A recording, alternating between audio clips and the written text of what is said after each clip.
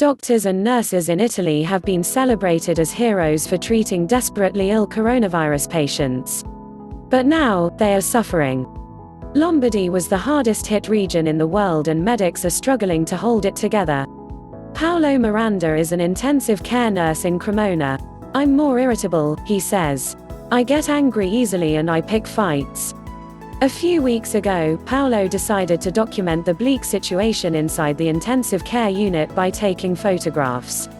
"I never want to forget what happened to us. It will soon become history," he tells me. In his photos, he wants to show how his colleagues are coping with phase 2 as life goes back to normal in Italy. "Although the emergency is slowing down, we feel surrounded by darkness," he says.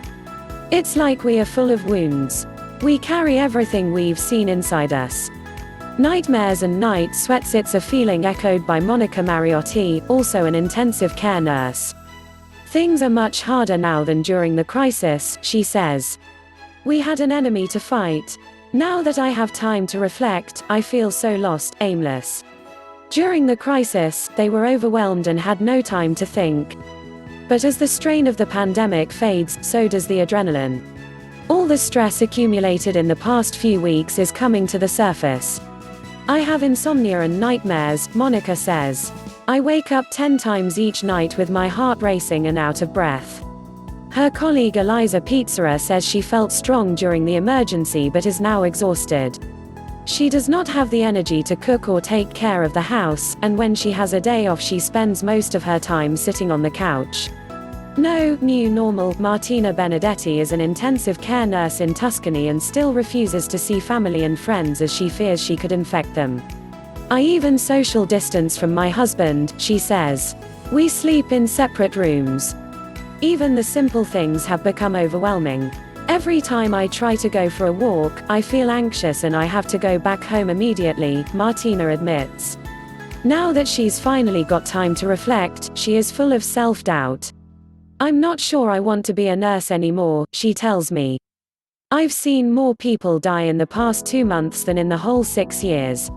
Some 70% of health workers dealing with COVID-19 in Italy's hardest hit areas are suffering from burnout, a recent study shows.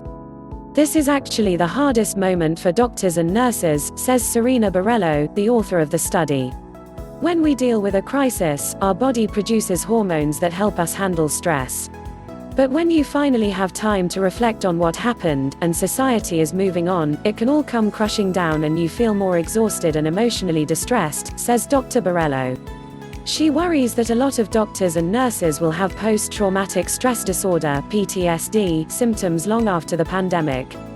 This is when the impact of a traumatic experience affects a person's life, sometimes months or even years later.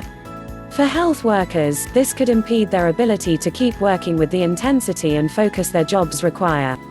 Forgotten heroes around the world, frontline doctors and nurses are being hailed as heroes for risking their lives to treat patients. But in Italy, this love is ebbing away.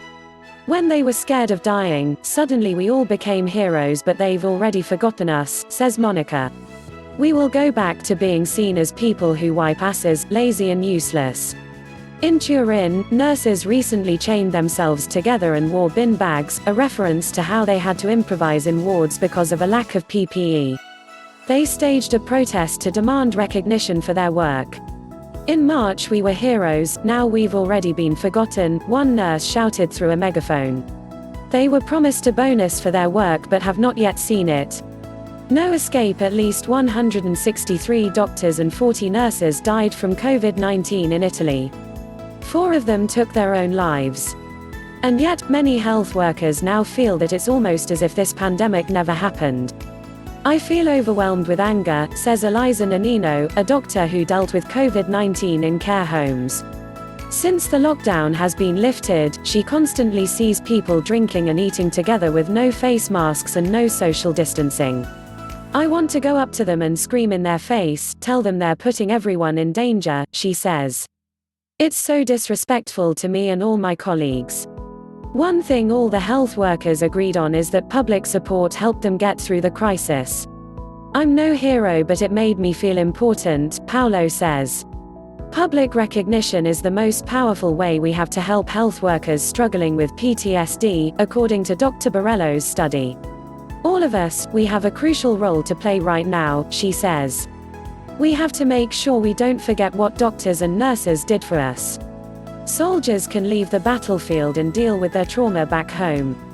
But for these doctors and nurses, the next 12-hour shift is always around the corner. They have to cope with all of this in the very place where they suffered so much. I feel like a soldier that has just returned from war, says Paolo. Obviously I didn't see weapons or dead bodies in the street, but in many ways, I feel like I was in the trenches.